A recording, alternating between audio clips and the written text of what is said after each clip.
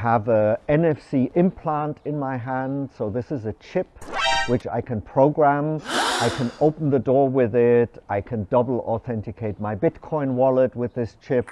I never lose my house keys because my keys are basically in the chip in my hand. I will be the first to get a brain implant if that's available. And I think this is a way to embrace technology, to try out things. So I'd like to take you into the Fab Lab now in the nice commune.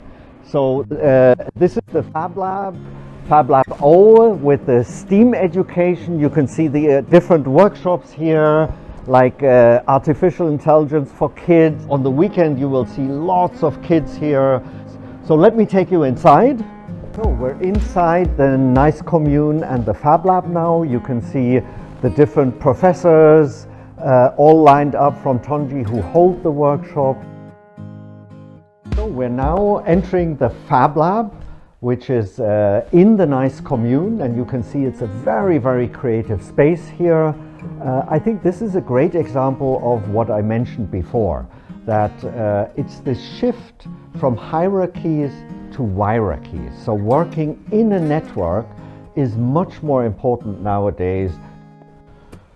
So we're in the Fab Lab now, and I'd like to introduce my partner and friend, Jeff, Professor Ding from Tonji, who not only runs the Fab Lab in Tonji, but also founded the Fab Lab here in the nice commune, the beautiful space we're just in, where we work with a lot of companies, different companies running classes with children on artificial intelligence, on design thinking, on creativity, together with companies, weekend courses, summer courses, etc. This is full of life, full of people, full of children. So we're now in the beautiful backyard of the Fab Lab here, where we do a lot of outside workshops as well.